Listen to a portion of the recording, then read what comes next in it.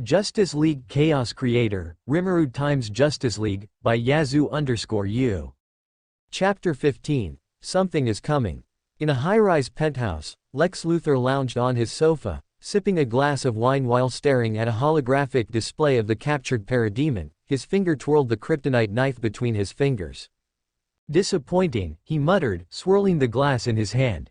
With a tap on his console, he severed the connection to the creature, rendering it utterly inert.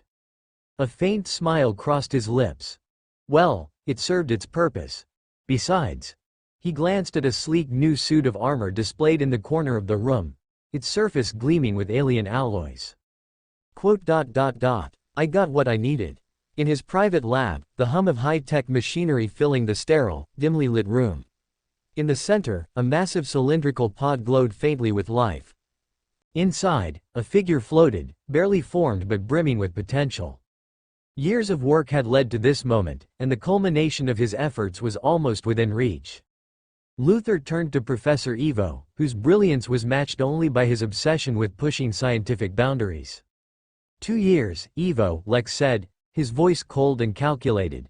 2 years of meticulous work, gathering every shred of that alien DNA, every molecule of Superman's blood. And my own. A trinity of perfection. Do you understand the magnitude of what we're creating here? Evo smirked, adjusting his glasses as he monitored the data streaming across the lab's holographic interface. Of course, Mr. Luthor. But creating a living weapon capable of matching Superman and surpassing him, that's more than science. That's art. Project Amazo will be a masterpiece once it's complete. Lex's gaze lingered on the figure in the pod, the swirling mass of genetic material beginning to take on a humanoid shape. The Justice League. They think they're untouchable, don't they? A team of heroes united.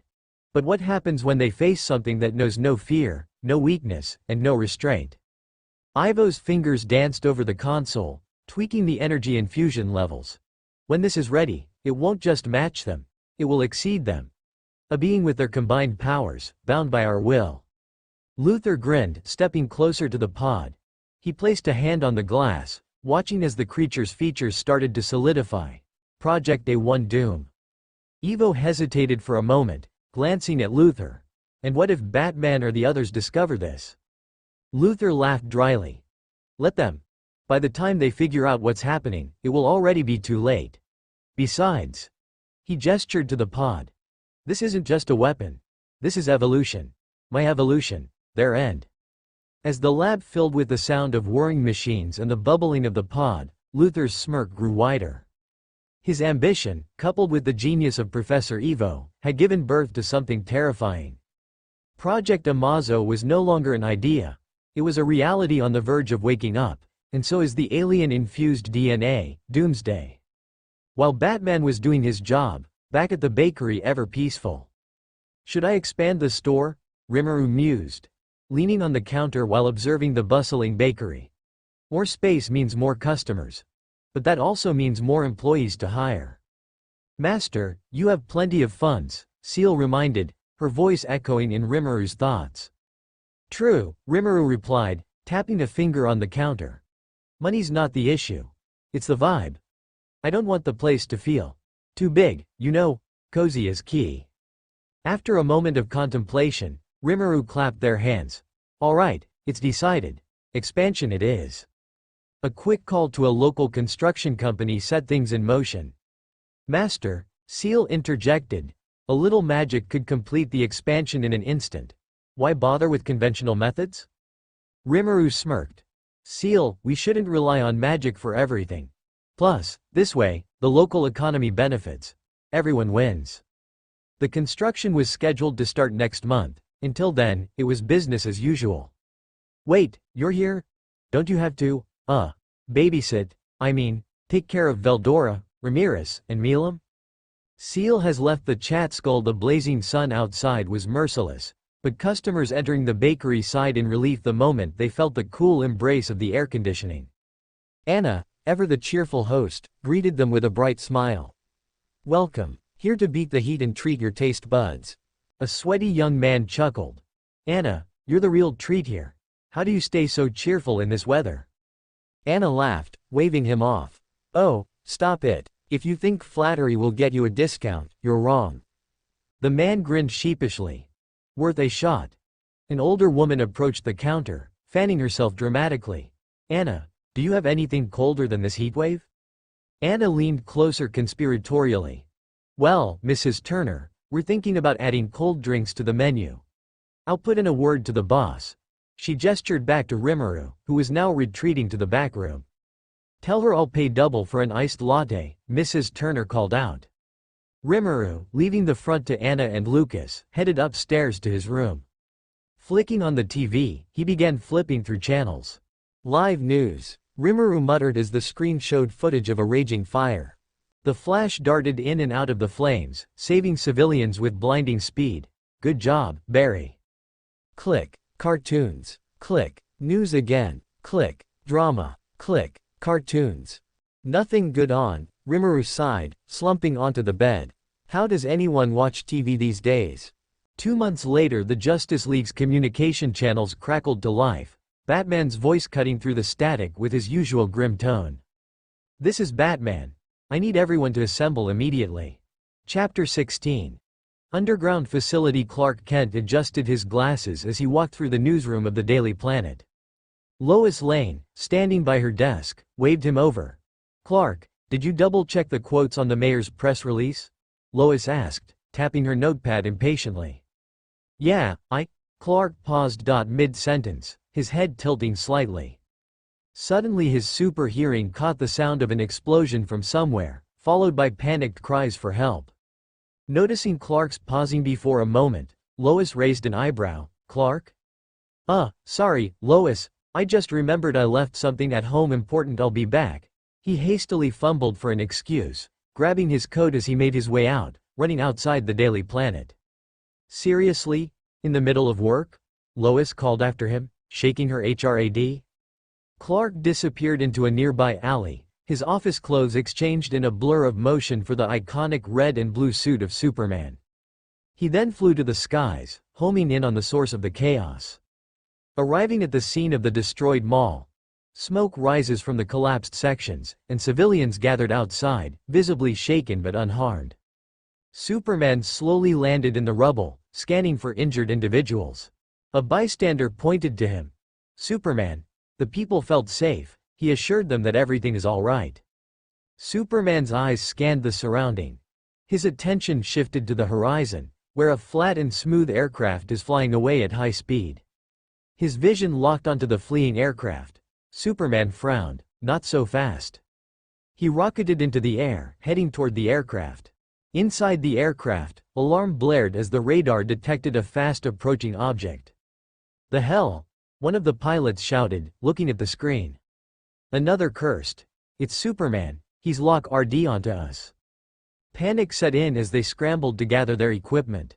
Grabbing a bag and collecting the critical items, they activated a high-tech stealth cloak on their suits, designed to evade detection by blending in the colors of the environment like a chameleon. Dump the plane. We can't let him catch us, one said, setting the aircraft to autopilot, steering it towards the city as it turns around. With that, the pair leapt from the aircraft, vanishing into the sky as the plane began going straight down toward Metropolis.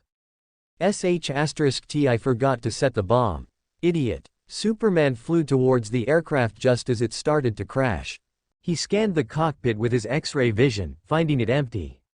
He quickly went inside the control room only to find it locked into autopilot. Great, he muttered, annoyed. With no time to fix the controls, Superman pushed the aircraft from below, lifting it away from the city. Placing the aircraft in an isolated port near the water, where it landed with a heavy thud. He crashed the engines to make it stop moving any further.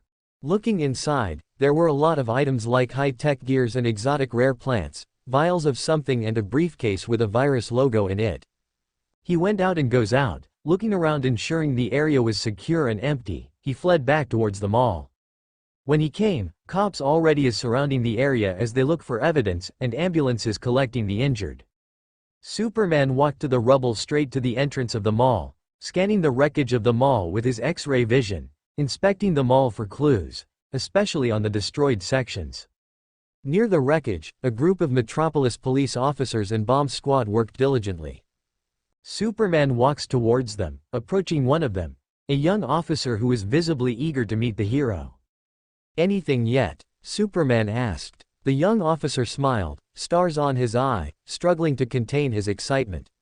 "No solid leads, sir, but it's such an honor to."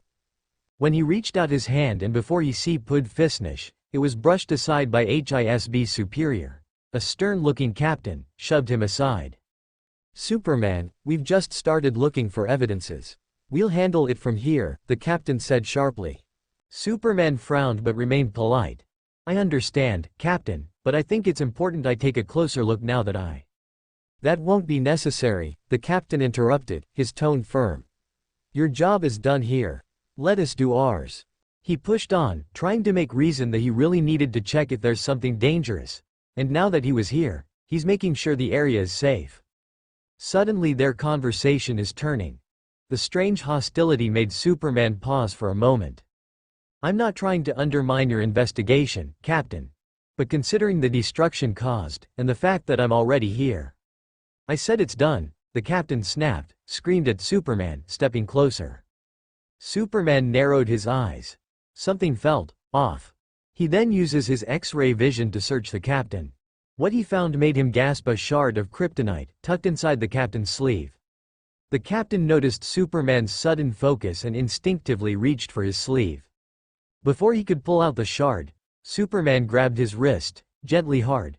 "Care to explain this, Captain?" he asked, his voice low but filled with authority. The kryptonite shard fell from the captain's hand, clinking against the ground. Before the captain could speak, he screamed out a desperate order. "Shoot him! Shoot Superman!" The officers hesitated, confused.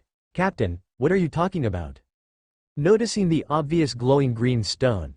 "What the—" one of the other officers muttered, stepping back in shock. The young officer from earlier stared wide-eyed. "Is that kryptonite?" The situation quickly unraveled when the officers saw the kryptonite shard. The officers turned their weapons on the captain instead. "Sir, you're under arrest," one officer said, stepping forward and placing handcuffs on him. The captain thrashed, screaming in desperation and anger. "You idiots! You don't understand what's at stake." Superman stands silently as the officers takes the captain away. Once the chaos settled, he turned back to the destroyed mall. Using his X-ray vision again, he looked and scanned deeper inside the mall, now searching for the reason this mall had been targeted. His vision picked up something unusual, a tunnel hidden behind a collapsed wall. He moved towards it, breaking through the debris with ease, revealing the concealed entrance. Superman's gaze sharpened. Without hesitation, he stepped inside, following the entrance. Just a few steps later, he reached an elevator, still active with low dim lights. The panel beside it listed only a number of floors, all labeled with cryptic numbers and letters. Superman pressed the first button, and the elevator began going down. The ride was a long 20 seconds, only the grumbling of machine was heard and his breathing.